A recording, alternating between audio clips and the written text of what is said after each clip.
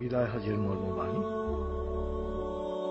শুক্রবার 9 জিলহজ 10 হিজরি সনে হজের সময় আরাফা ময়দানে দুপুরের পর হযরত মুহাম্মদ সাল্লাল্লাহু আলাইহি ওয়াসাল্লাম লক্ষাধিক সাহাবার সমাবেশে এই ঐতিহাসিক ভাষণ দেন।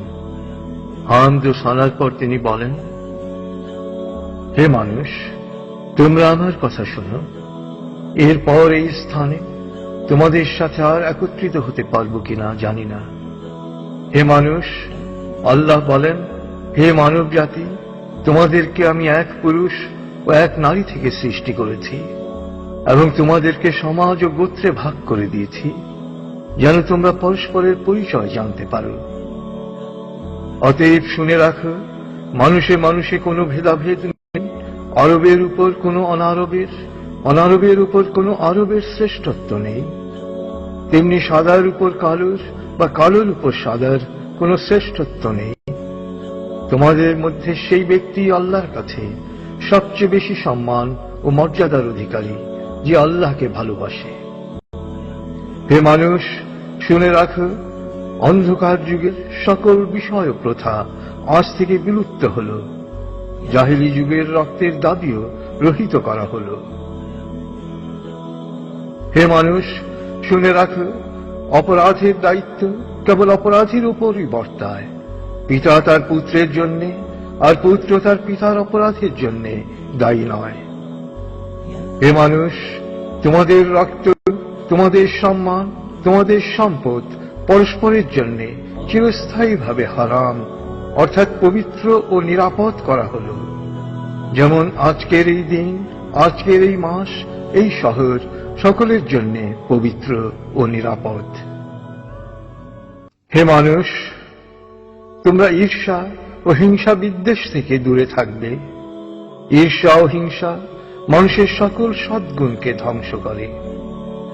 হে মানুষ, নারীদের সম্পর্কে আমি তোমাদের সতর্ক করে দিচ্ছি। তাদের সাথে নিষ্ঠুর আচরণ করো না। তাদের উপর যেমন তোমাদের অধিকার রয়েছে, তেমনি তোমাদের উপর তাদেরও অধিকার রয়েছে।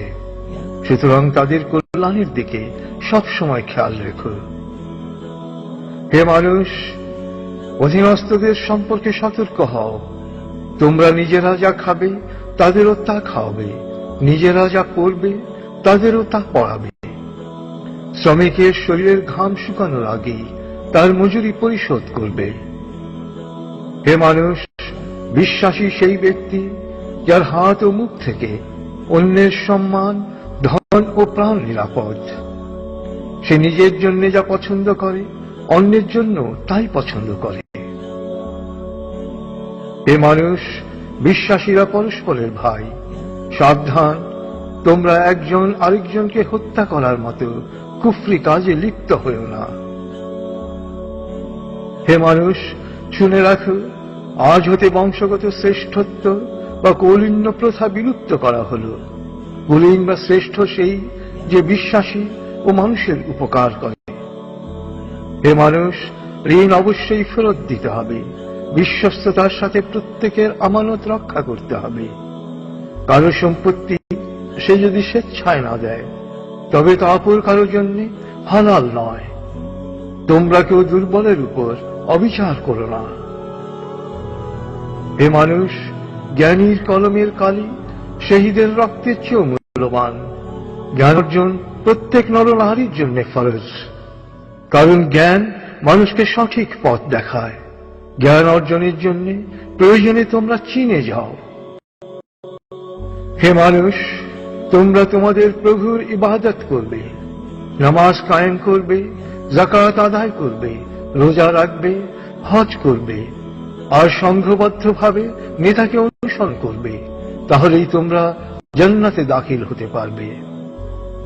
হে মানুষ, শুনে রাখো, একজন কুশ্রী কদাকার ব্যক্তিও যদি তোমাদের নেতা মনোনীত হয়, যতদিন পর্যন্ত সে আল্লাহর কিতাব অনুসারে তোমাদের পরিচালিত করবে, ততদিন পর্যন্ত তার আনুগত্য করা তোমাদের অবশ্য কর্তব্য।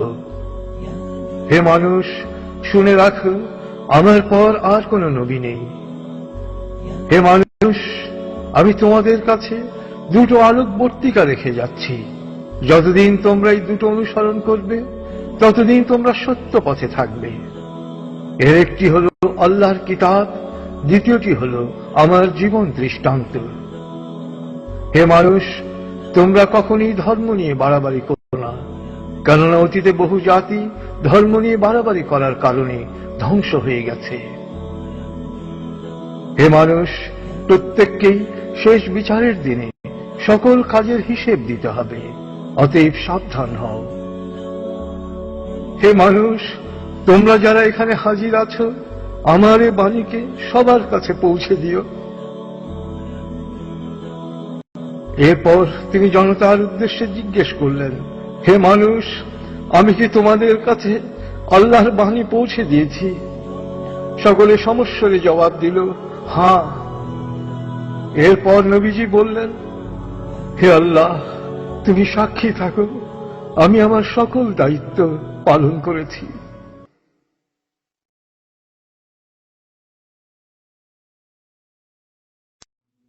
রাসূলুল্লাহ সাল্লাল্লাহু আলাইহি ওয়াসাল্লামের উম্মত হিসেবে আমাদেরও দায়িত্ব তার এই শেষ বাণী সবার কাছে পৌঁছে দেয়া। আল্লাহ আমাদের সবাইকে এই দায়িত্ব পালন করার তৌফিক দান করুন। আমিন।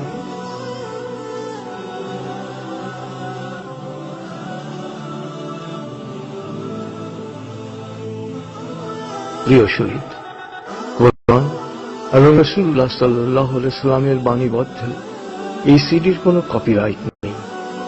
সিডিটি কিনে বা কপি করে যত খুশি বিতরণ করতে পারেন, শেয়ার করতে পারেন ইন্টারনেটে, ইমেইলে অ্যাটাচ করে পাঠাতে পারেন বন্ধু বান্ধব ও পরিচিতদের কাছে।